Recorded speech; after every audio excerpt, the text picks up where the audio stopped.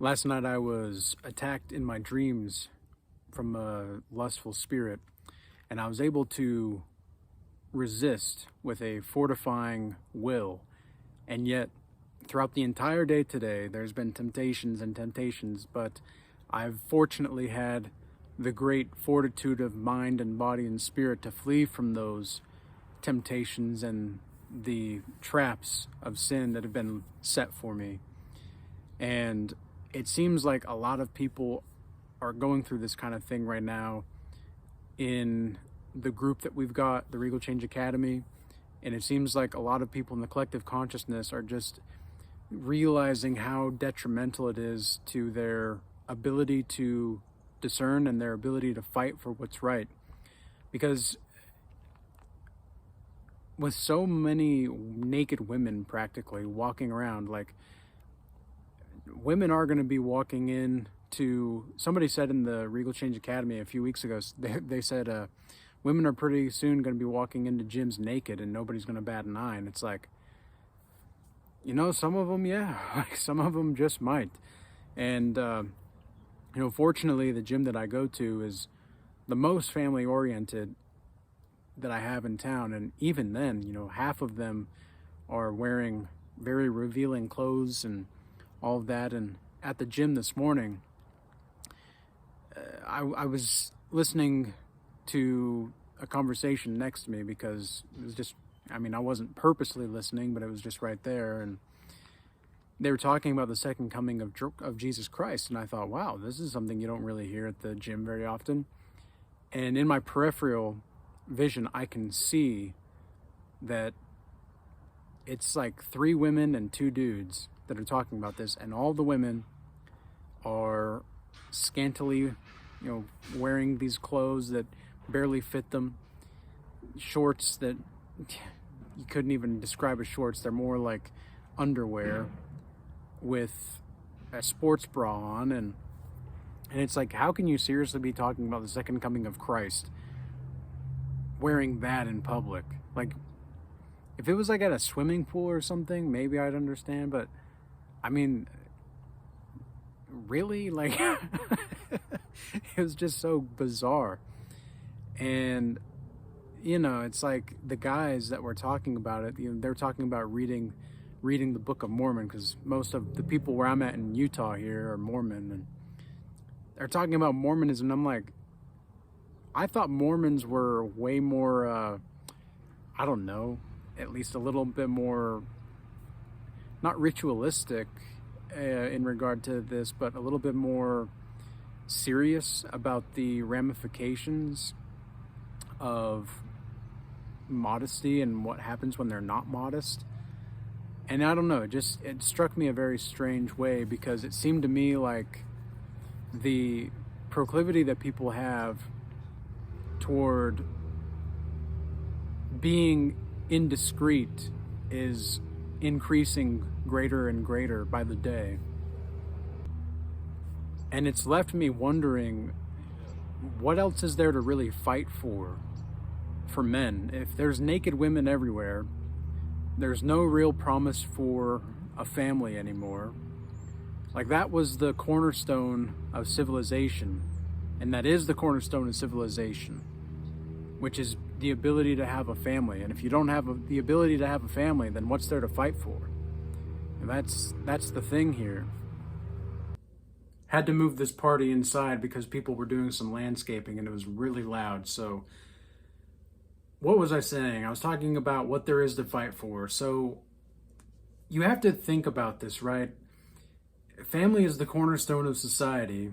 And if men have access to naked women all the time, majority of men do not have the impulse control to analyze what it is they must be done. And they also don't really have a lot of reason to have a purpose anyway.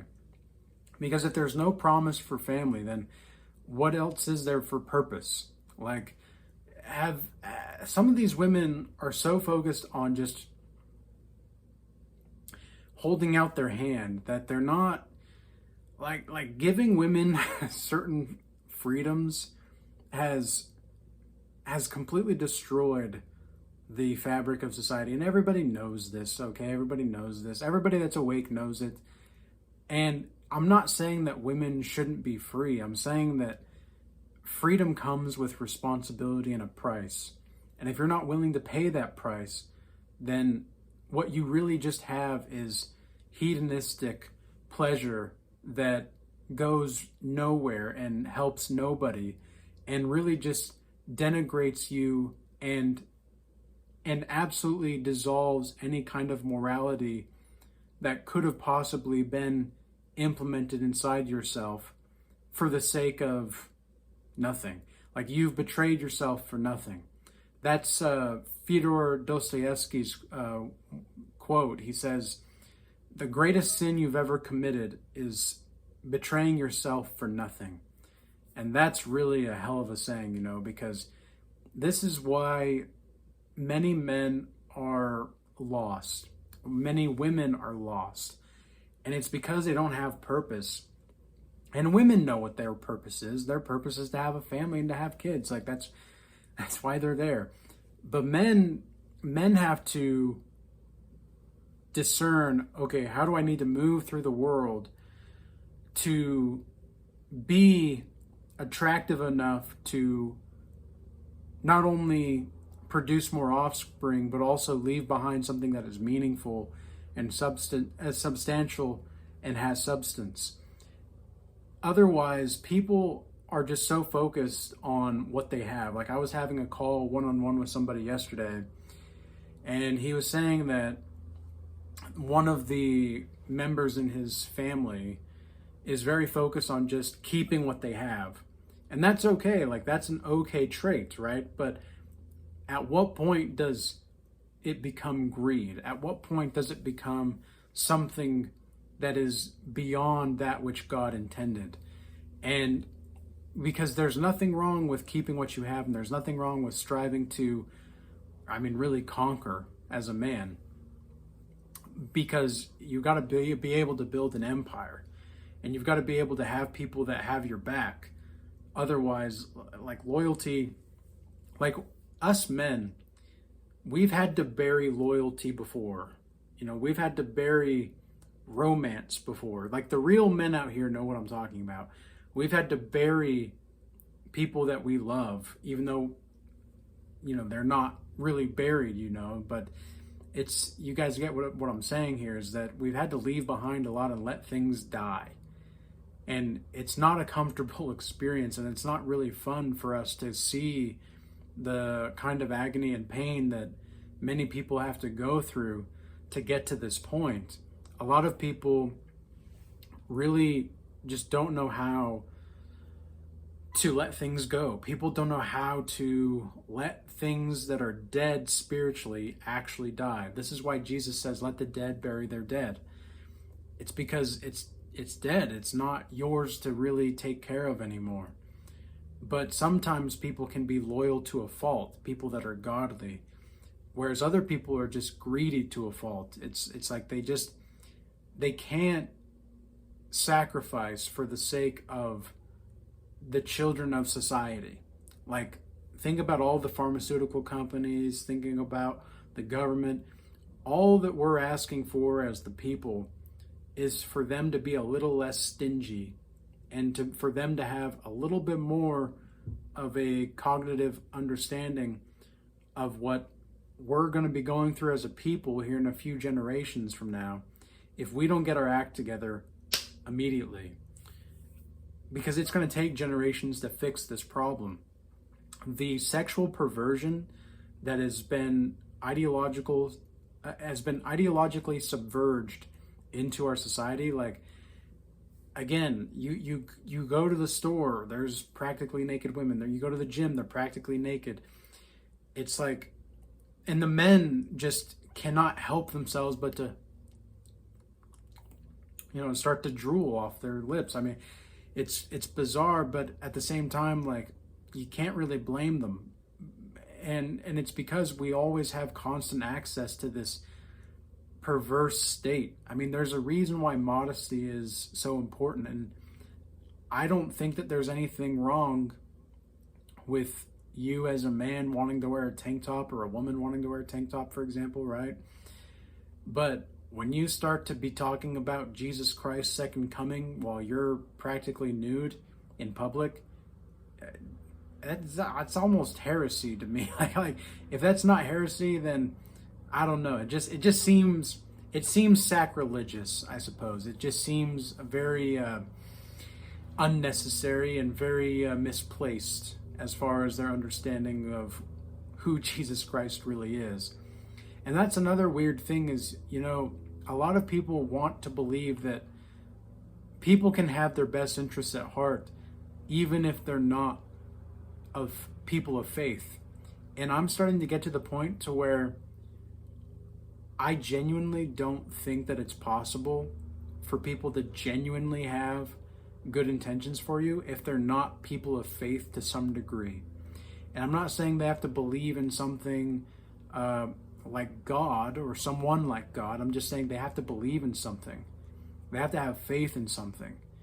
And because everybody worships something, but a lot of people, they're just going to be worshipers of themselves, or the constant stereotype that you see now with women is, they always have the camera faced back at them, right? Whereas men have the camera faced back at the landscape. If men want to take pictures of an object, a man will take a picture of the object. But if a woman wants to take a picture of an object, she includes herself in it because she wants to feel like she's there. And in order for her to feel like she's there, she needs to be seen.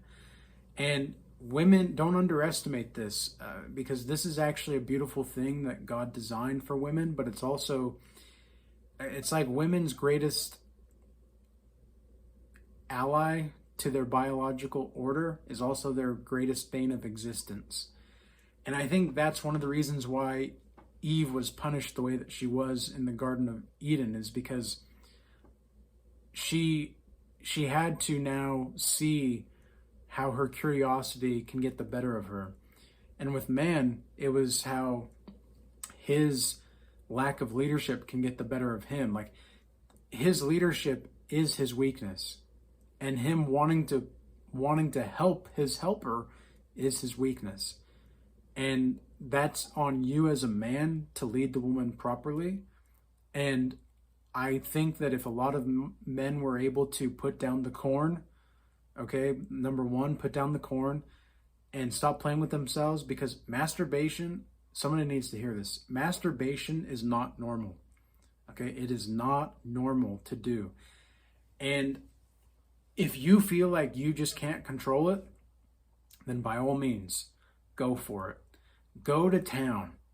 Just jizz yourself into oblivion. Just try it out. Just see what would happen if you do. Because you're going to get to the point to where, and even gluttony, right? Get obese. Get all this stuff. Be lustful. Go do it. And then see how terrible your life becomes. See how terrible it becomes. And see how much you're going to have to repent for that. Or you can start to really get a hold on yourself now and see that there's self-discipline to be had, and that you can cultivate this into your life. And it doesn't have to be a terrible thing. It doesn't have to be this thing that really just amplifies your existence. Sin doesn't have to amplify your existence. Peace can amplify your existence, but it's not going to give you the dopamine hit that you're addicted to. What you're addicted to is seeing naked women or women that are looking at you. So many women will just look you in the eyes. If you're an attractive man, that is. They'll just try to look you in the eyes just so they can get oh, he looked at me. Oh, he looked at me. I've literally had women where they're staring at me. Their group of friends and themselves are staring at me. And I finally just happen to glance over.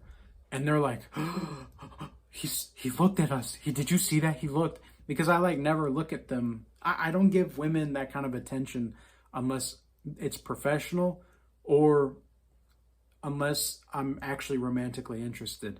And otherwise, me personally, I just run from women that I'm not interested in or that I don't want to even be around. I run. from them. I literally, if I see them in my peripheral vision, and I'm not saying you have to do this, I'm not saying this is like the best thing either.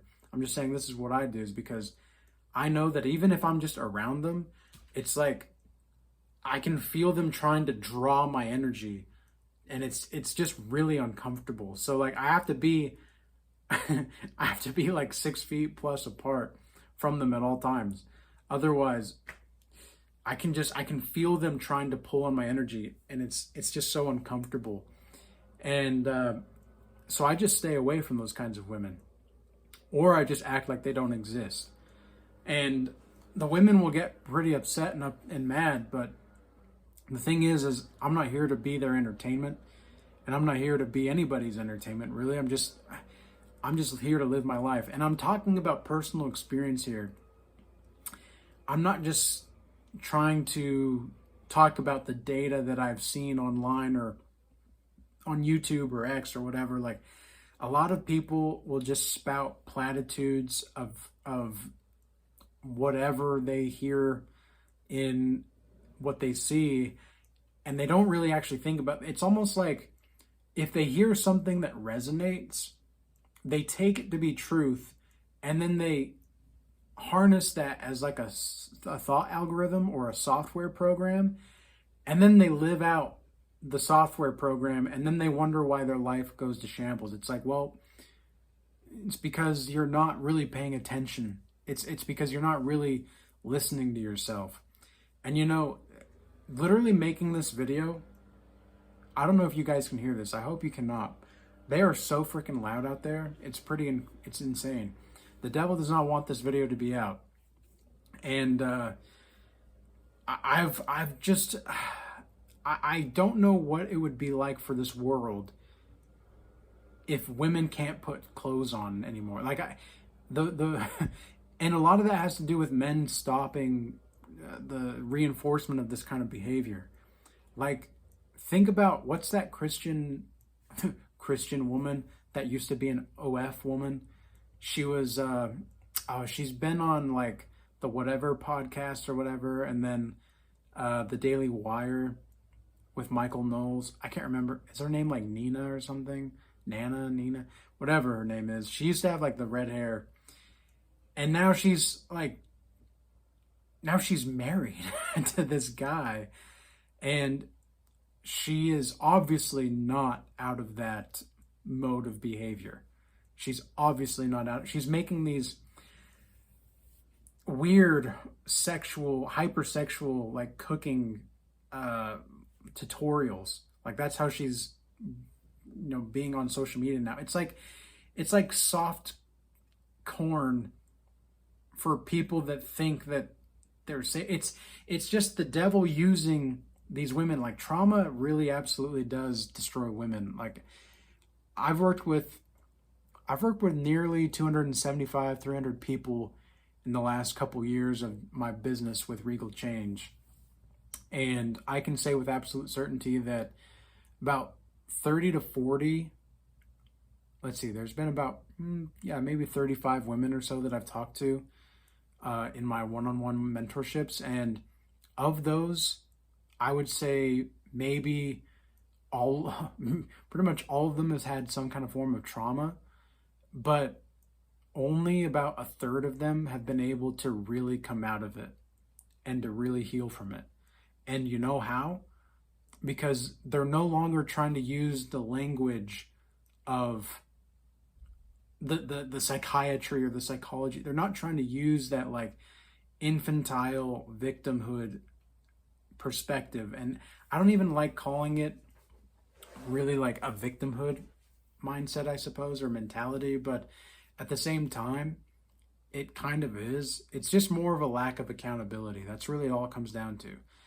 And like, I had one woman, she swore on her life that she was an innocent woman, and she's been through all this stuff, and it turned out that she had slept with like 9 or 10 guys within a few months or whatever, and she was claiming that she still follows Christ. And I'm like, but you've like really sinned here. Like, you understand that, right? Like, you understand that there's going to have to be repentance here.